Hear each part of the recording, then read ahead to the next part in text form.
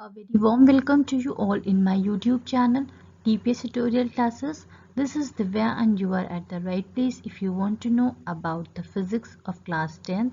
If you like this video then please hit the bell icon and subscribe to my YouTube channel.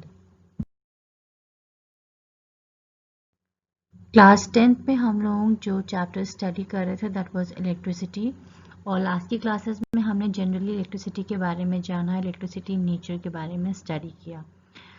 आज अपना electricity का topic continue करते हैं। आज का जो हमारा टॉपिक है that is electric current and electric circuit. तो हम लोग सबसे पहले इलेक्ट्रिक करंट के बारे में स्टडी करेंगे। इलेक्ट्रिक करंट जानने से पहले मैंने आपको लास्ट की क्लास में बताया था कि बेसिकली जो फ्लो ऑफ इलेक्ट्रॉन्स होता है उसी को हम क्या कहते हैं, इलेक्ट्रिक करंट कहते हैं। मतलब अगर इलेक्ट्रॉन्स का फ्लो हो रहा है मीन्स वहाँ पे हमारा करंट प्रेजेंट है और उसी को हम इलेक्ट्रिक करंट कहते हैं। चलिए देखते हैं। Whenever you use the term current it means flow, जैसा कि मैंने आपको भी बताया है। जैसे हम वाटर करंट बोलते हैं, water current means flow of water. Electron का करंट है मतलब फ्लो ऑफ इलेक्ट्रिक करंट, ठीक है। वाटर करंट जैसे बोलते तो इसका मतलब होता है flow of water. Air current है मतलब क्या फ्लो कर रहा है, एयर फ्लो कर रहा है तो फ्लो ऑफ एयर हो गया। इसी तरीके से फ्लो ऑफ इलेक्ट्रिक चार्जेस, जो इलेक्ट्रिक चार्जेस होते हैं बेसिकली जो हमने लास्ट की क्लासेस में हमने दो इलेक्ट्रिक चार्जेस स्टडी किए, that was positive and negative, protons and electrons. तो ये जो हमारे फ्लो ऑफ चार्जेस होते हैं इसी को हम इलेक्ट्रिक करंट कहते हैं। और बेसिकली जो हमारा करंट फ्लो करता है वो इलेक्ट्रॉन्स की वजह से फ्लो करता है, ये हमने लास्ट की क्लासेस में पढ़ा था। तो हमारा यहाँ पे फ्लो ऑफ इलेक्ट्रॉन्स जो हो जाएगा वो हमारा क्या हो जाएगा, इलेक्ट्रिक करंट हो जाएगा। Electric current is expressed by the amount of charge flowing through a particular area in a unit time.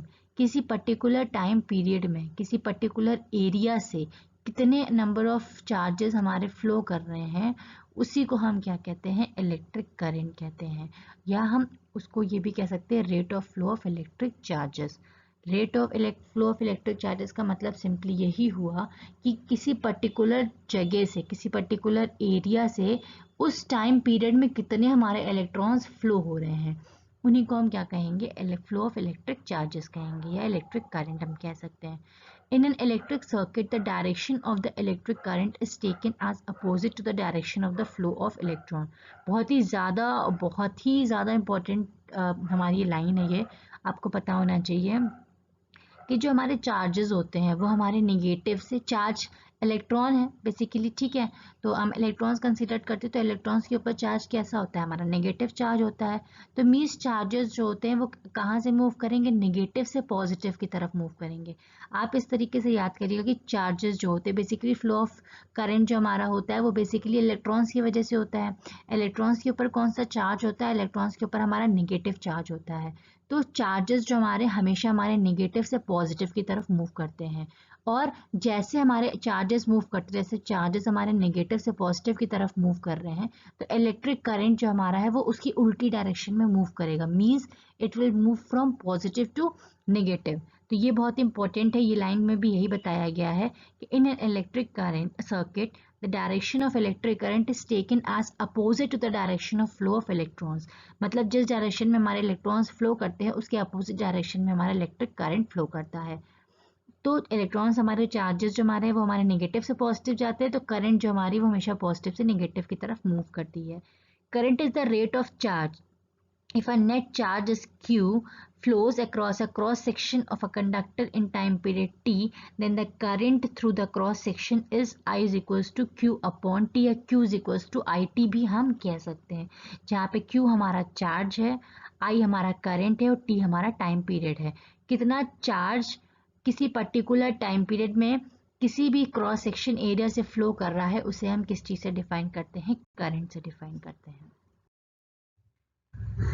SI unit of electric current is coulomb per second या एम्पियर से भी हम इसको डिफाइन कर सकते हैं। 1 ampere is the current with when 1 coulomb charge flows through a circuit in 1 second. 1 ampere का जो करंट होता है वो हमारा किसके इक्वल होता है, 1 कूलम ऑफ चार्ज जो कि किसी पर्टिकुलर टाइम पे मतलब 1 सेकेंड के टाइम में 1 कूलम चार्ज अगर फ्लो कर रहा है तो वो हमारा 1 एम्पियर के इक्वल होता है। Small unit of current are express, जो हमारी करंट की जैसे हमने यहाँ पे डिस्कस किया कि कूलम पर सेकेंड होती है, हम इसे एम्पियर भी कह सकते हैं। तो जो हमारी स्मॉल यूनिट्स हैं वो हमारी मिली एम्पियर और माइक्रो एम्पियर हैं। तो 1 मिली एम्पियर में हमारे 10⁻³ एंगस्ट्रॉम होते हैं और 1 माइक्रो एम्पियर में हमारे 10⁻⁻6 एंगस्ट्रॉम होते हैं। तो ये हमारे कुछ स्मॉलर यूनिट्स हो गए। वैसे तो कभी ये एग्जाम्स में नहीं पूछे नहीं जाते हैं, बट जैसे हमारे न्यूमेरिकल्स वगैरह हो गए तो कभी कभी जैसे हमारे यहाँ पे सॉरी ये एंगस्ट्रॉम नहीं, ये एम्पियर है हमारा। जो इसकी स्मॉलर यूनिट्स होती हैं करंट की वो हमारी 1 milli ampere is equal to 10⁻³ ampere है। सॉरी यहाँ पे एंगस्ट्रॉम नहीं है, ये हमारा एम्पियर दिया हुआ है 10⁻³ एम्पियर। और 1 माइक्रो एम्पियर हमारा जो होता है वो 10⁻⁻6 एम्पियर होता है। तो ये हमारे जैसे क्वेश्चंस में हमें मिली एम्पियर या माइक्रो एम्पियर में दिया है तो उसे हम एम्पियर में चेंज आउट कर सकते हैं। ठीक है, इसके बाद हमारा आता है कि एमीटर क्या होता है। एमीटर बेसिकली वो इंस्ट्रूमेंट होता है जो कि मेजर करता है कि किसी पर्टिकुलर सर्किट से हमारा कितना इलेक्ट्रिक करंट फ्लो कर रहा है। ये हमेशा हमारा सीरीज में ही कनेक्टेड होता है। अभी जब हम इसको पैरेलल और सीरीज कनेक्शन के बारे में स्टडी करेंगे तब हम लोग इसके बारे में भी जानेंगे कि एम्पियर हमारा सीरीज में क्यों कनेक्टेड होता है और जो हमारा वोल्ट मीटर होता है जो कि हमारा वोल्टेज नापता है वो हमारा पैरेलल में क्यों कनेक्टेड होता है। अभी खाली बस आप इतना जान लीजिए कि जो हमारा बेसिकली करंट होता है वो हमारा किसी पर्टिकुलर क्रॉस सेक्शन एरिया से किसी पर्टिकुलर टाइम पीरियड में कितने चार्जेस फ्लो कर रहे हैं वो हमारा इलेक्ट्रिक करंट होता है। जो हमारी इलेक्ट्रिक करंट की एसआई यूनिट होती है वो हमारी कूलम पर सेकेंड या हम एम्पियर भी कह सकते हैं। स्मॉलर यूनिट्स जो होती हैं वो हमारे मिली एम्पियर और माइक्रो एम्पियर होती हैं। और एमीटर वो हमारा इंस्ट्रूमेंट होता है जिससे हम इलेक्ट्रिक करंट को मेजर करते हैं और ये हमेशा हमारे सर्किट से सीरीज में कनेक्टेड होता है। इसके बाद हमारा आता है जो करंट बेसिकली हमारे होते हैं वो दो टाइप्स के करंट होते हैं। एक हमारा होता है कन्वेंशनल करंट होता है और एक हमारा जो होता है इलेक्ट्रॉन करंट होता है। कन्वेंशनल करंट का यूज़ हमारा ज़्यादा होता है। हम लोग जो भी इलेक्ट्रिक सर्किट अब आगे से स्टडी करेंगे फर्दर क्लासेस में उसमें हम बेसिकली कन्वेंशनल करंट ही मतलब यूज़ करते हैं। तो बेसिकली हमें कन्वेंशनल करंट और इलेक्ट्रॉन करंट का बेसिक का जो डिफरेंस है वो हमें पता होना चाहिए। Electron current as a name suggest कर रहा है कि जो भी करंट हमारा इलेक्ट्रॉन की वजह से मतलब फ्लो कर रहा है वो हमारा क्या होता है, इलेक्ट्रॉन करंट होता है। सबसे पहले हम यहाँ पे इलेक्ट्रॉन करंट देख लेते हैं। The flow of electrons is termed as a electron current. मतलब जो भी करंट फ्लो कर रही है वो हमारी इलेक्ट्रॉन के मूव करने से फ्लो कर रही है। इलेक्ट्रॉन के मूव करने से मतलब जो इसका डायरेक्शन हमारा हो जाएगा वो हमारा इलेक्ट्रॉन हमारा निगेटिव साइड में होता है। तो यहाँ पे जो हमारे इलेक्ट्रॉन फ्लो करेंगे निगेटिव टर्मिनल से पॉजिटिव टर्मिनल, मतलब जो करंट हमारे निगेटिव टर्मिनल से पॉजिटिव टर्मिनल की तरफ मूव करेगी वो हमारी क्या होगी, इलेक्ट्रॉन करंट होगी। और जो करंट हमारी पॉजिटिव टर्मिनल से निगेटिव टर्मिनल की तरफ मूव करेगी वो हमारी कन्वेंशनल करंट होगी।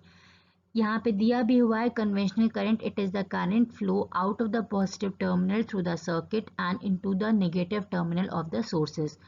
ये हमारे दो डिफरेंसेस हो गए बेसिकली हमारे कन्वेंशनल करंट और इलेक्ट्रॉन करंट के बारे में।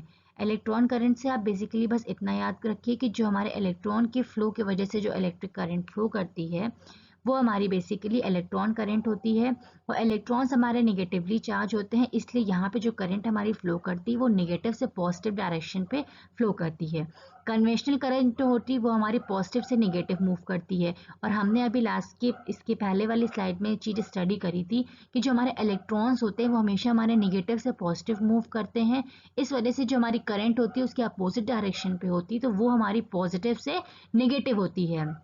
इलेक्ट्रॉन्स निगेटिव से पॉजिटिव मूव करे और करंट जो है वो पॉजिटिव से निगेटिव, तो ये जो करंट हमारी है जो हम हर जगह कंसीडर करते हैं दैट इज कन्वेंशनल करंट। ठीक है, आपको इलेक्ट्रॉन करंट बेसिकली कहीं लिखा लिखा मिलेगा तो इसलिए मैंने आपको दोनों के बारे में बता दिया है। पर बेसिकली जो हमें आगे के आप चैप्टर्स में स्टडी करना है इसमें वो हम कन्वेंशनल करंट ही टेक करते हैं। इसमें देखिए मैंने आपको एग्जाम्पल्स बता दिया है। कन्वेंशनल करंट जो होती है इलेक्ट्रॉन्स हमारे मूव करते हैं negative to positive. Conventional current हमारी पॉजिटिव से नेगेटिव की तरफ मूव कर दी जैसा कि ये एरो शो कर रहा है। और इलेक्ट्रॉन करंट जो होती है इसे हम एक्चुअल करंट भी कह सकते हैं। ये हमेशा हमारी नेगेटिव से पॉजिटिव की तरफ मूव करती है। यहाँ पे जो ये हमारा डायग्राम बना हुआ है ये हमारा बैटरी है, ये हमारा कोई कंडक्टर है जिसमें हमारे इलेक्ट्रॉन्स फ्लो कर रहे हैं। तो यहाँ पे जो ये बाहर वाली लाइन बनी हुई है जो कि आप देख सकते हैं ये डार्क एरो से शो कर रही है, यहाँ पे इलेक्ट्रॉन्स हमारे निगेटिव से पॉजिटिव मूव कर रहे हैं और करंट हमारी पॉजिटिव से निगेटिव टर्मिनल की तरफ मूव कर रही है। ये जो हमारी करंट है जो बाहर वाली है ये हमारी कैसी कन्वेंशनल करंट है। वही चीज हमारा इस डायग्राम में भी शो करने की कोशिश की गई है कि ये हमारी पॉजिटिव से निगेटिव की तरफ जो मूव कर रही है वो हमारी कन्वेंशनल करंट है। और जो हमारी ये जो अंदर वाले साइड में हमारे डॉटेड पोर्शन शो किए गए हैं वो हमारे नेगेटिव से पॉजिटिव की तरफ मूव कर रहे हैं, तो वो हमारी क्या हो जाएगी, इलेक्ट्रॉन करंट हो जाएगी। तो ये हमारा बेसिक डिफरेंसेस हो गया कन्वेंशनल करंट और इलेक्ट्रॉन करंट के बारे में। पर हमें कन्वेंशनल करंट याद रखनी क्योंकि इसी को हम आगे कंसीडर करके सारी चीज़ों को सॉल्व आउट करते हैं। ये तो हमारा हो गया इलेक्ट्रिक करंट के बारे में। अब हम लोग डिस्कस करते हैं इलेक्ट्रिक सर्किट होता क्या है। A continuous and the close path through which an electric current can flow is called as a electric circuit. Electric circuit basically वो क्लोज्ड पाथ होता है जिसमें हमारी इलेक्ट्रिक करंट फ्लो करती है। क्लोज्ड पाथ इसलिए होता है क्योंकि अगर एक बीच से कहीं पर भी ब्रेकआउट हो जाएगा तो जो करंट हमारी है वो हमारी ट्रांसफर नहीं होगी, पास आउट नहीं होगी और ये हमारा एक प्रॉपर क्लोज सर्किट नहीं फॉर्म करेगा। और अगर प्रॉपर क्लोज सर्किट नहीं फॉर्म करेगा तो जो हमारी इलेक्ट्रिक करंट है वो हमारी फ्लो नहीं करेगी। ये हमारा लास्ट के भी हमने पढ़ा है, डायरेक्शन ऑफ इलेक्ट्रॉन्स जो होते हैं वो नेगेटिव से पॉजिटिव होते हैं और डायरेक्शन ऑफ करंट जो होती है वो पॉजिटिव से नेगेटिव होती है। In an electric circuit the direction of the electric current is taken as positive, that is opposite to the direction of flow of electron. वही चीज मैंने बताया, इलेक्ट्रॉन्स नेगेटिव से पॉजिटिव मूव कर रहे हैं और हमारी जो करंट वो हमारी पॉजिटिव से नेगेटिव की तरफ मूव कर रही है। So the direction of the current is from positive terminal to the negative terminal of the battery. To measure an current, an ammeter is connected in series with the circuit.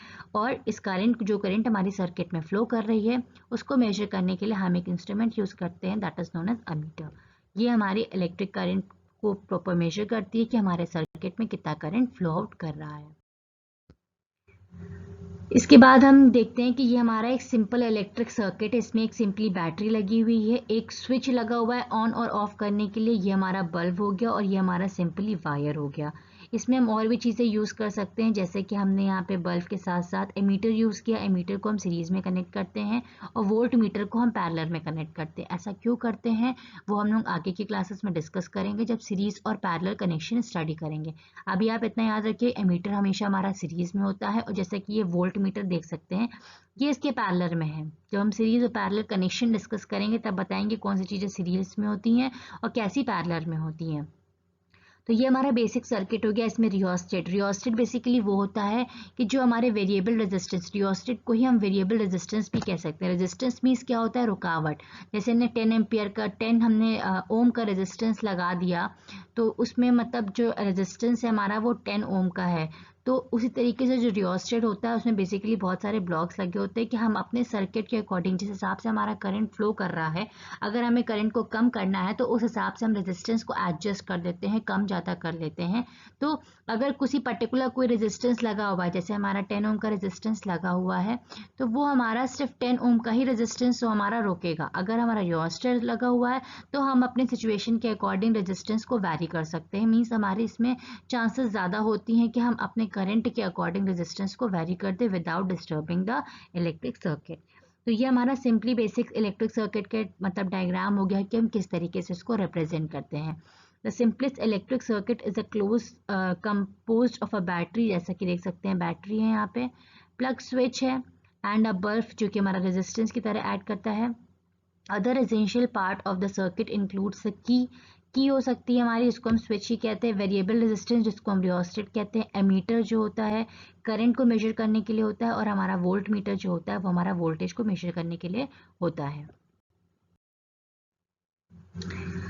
अब electric circuit में हमने जो ये study किया है ये basic हमारे components होते हैं जिनको हम यूज़ करते हैं अपना इलेक्ट्रिक सर्किट का जो हमारा डायग्राम बनता है उसको रिप्रेजेंट करने के लिए। तो ये हम आप नोटेशन से बेसिकली ये आपको लर्न करने हैं कि इलेक्ट्रिक सर्किट को हम इस तरीके से रिप्रेजेंट करते हैं। जब इसी को ज्वाइन कर दिया जाता है तो वो हमारा बैटरी हो जाता है। ये प्लग की है जो कि हमारा अगर स्विच ओपन होता है तो वो इस तरीके से हम रिप्रेजेंट करेंगे, स्विच क्लोज होगा तो हम इस तरीके से रिप्रेजेंट करेंगे। कहीं दो वायर्स ज्वाइन हो रहे हैं आपस में तो वो इस तरीके से रिप्रेजेंट करेंगे। अगर हमें वायर्स को क्रॉस करना है विदाउट टचिंग विदाउट ज्वाइनिंग तो हम इस तरीके से रिप्रेजेंट करेंगे। इलेक्ट्रिक बल्ब को हम इस तरीके से भी रिप्रेजेंट करते हैं और इस तरीके से भी रिप्रेजेंट कर सकते हैं। रेजिस्टेंस को हम इस तरीके से जिगजैग साइन के साथ करते हैं, वेरिएबल रेजिस्टेंस को इसी में खाली एक हमारा एरो लग जाता है, और या तो हम इसको इस तरीके से भी एरो पॉइंट आउट करके मतलब शो कर सकते हैं। ये हमारा रेजिस्टेंस है जो कि पर्टिकुलर होगा, ये हमारा वेरिएबल रेजिस्टेंस है कि हम अपने सर्किट के अकॉर्डिंग रेजिस्टेंस को चेंज कर सकते हैं। ये हमारा एमीटर हो गया, और ये हमारा वोल्ट मीटर हो गया, और ये हमारा फ्यूज हो गया। ये बेसिक हमारे नोटेशंस है जो कि हम अपने इलेक्ट्रिक सर्किट में मतलब डायग्राम को रिप्रेजेंट करने के लिए शो करते हैं। तो ये नोटेशंस आपको बहुत अच्छे से बाय हार्ट क्लियर होने चाहिए। तो ये हमारा हमने अभी तक इलेक्ट्रिक करंट और इलेक्ट्रिक सर्किट के बारे में बेसिकली स्टडी किया। अब हम कुछ न्यूमेरिकल्स डिस्कस कर लेते हैं। ये जो न्यूमेरिकल्स हमारे हैं बोर्ड्स के एग्जाम में हमारे 2 मार्क्स के डेफिनेटली न्यूमेरिकल्स पूछे जाते हैं, इसलिए आप थोड़ा न्यूमेरिकल्स को सीरियसली स्टडी करिएगा। सबसे पहला जो हमारा numerical that is calculate the number of electrons consisting 1 coulomb charge. तो charge is equal to Q is equal to N E होता है, हमने पढ़ा है। यहाँ पे नंबर ऑफ इलेक्ट्रॉन्स हमारे कितने हैं, 1 है, तो यहाँ पे एन की जगह हमारा क्या हो जाएगा, सॉरी यहाँ पे हमारे नंबर ऑफ इलेक्ट्रॉन्स पूछे गए हैं, यहाँ पे हमारा चार्ज जो हमारा है वो हमारा 1 कूलम ऑफ चार्ज है, तो चार्ज हमारा क्या हो जाएगा, 1 हो जाएगा यहाँ पे हमारा। अब हमें नंबर ऑफ इलेक्ट्रॉन्स पूछे गए हैं ना, तो Q is equals to N E होता है, तो हमारा N जो हो जाएगा वो Q अपॉन E हो जाएगा। चार्ज हमें क्वेश्चन में दिया हुआ है 1 कूलम चार्ज, और इलेक्ट्रॉन के ऊपर जो चार्ज होता है वो 1.6 इंटू 10⁻⁻19 होता है, तो N जो हमारा हो जाएगा वो 6.25 इंटू 10⁻18 इलेक्ट्रॉन्स हो जाएंगे। तो टोटल हमारे 1 कूलम चार्ज में इतने नंबर ऑफ इलेक्ट्रॉन्स प्रेजेंट होते हैं। Next question, a current of 0.5 ampere is drawn by an filament of an electric bulb for 10 minutes. Find the amount of charge that flows through the circuit. Current हमारा 0.5 ampere दिया हुआ है, time हमारा 10 minutes है जिसको हम seconds में convert करेंगे, तो हमारे 60 से मल्टीप्लाई होगा तो ये 600 सेकेंड्स हो जाएगा। हमें चार्ज कैलकुलेट करना है, Q equals to I T होता है, I हमें 0.5 पता है और T हमारा 600 है, तो ये हमारा कैलकुलेट होकर 300 कूलम आ जाएगा। Next question है, if a 10 ampere current is being flown through a circuit, calculate the number of electrons that are passed in per second through the bulb. Charge of 1 electron हमें दिया हुआ है, यहाँ पे पूछा गया है कि हमारे नंबर ऑफ इलेक्ट्रॉन्स कितने होंगे। तो सबसे पहले हमें दिया क्या है वो हम नोट डाउन कर लेंगे। हमें करंट दिया है, हमें टाइम पीरियड दिया हुआ है, तो करंट और time Q equals to I T formula होता है, इससे हम चार्ज इजीली कैलकुलेट कर सकते हैं। तो हमारा Q equals to 10 ampere into 1 second हो जाएगा, जो कि हमारा 10 कूलम हो जाएगा। चार्ज हमें पता हो गया है, हमें number of electrons find out करने हैं और हमें एक इलेक्ट्रॉन का चार्ज पता है, तो हमें पता है कि Q equals to N E होता है। Q हमें पता चल गया है, E हमें पता चल गया है, हम इजीली N कैलकुलेट कर सकते हैं। जब हम इसको डिवाइड करेंगे तो ये हमारा आ जाएगा 6.25 into 10 to the power 19 electrons. Next question is calculate the value of an electric current if 5 into 10 to the power 21 electrons are being passed through a circuit every minute.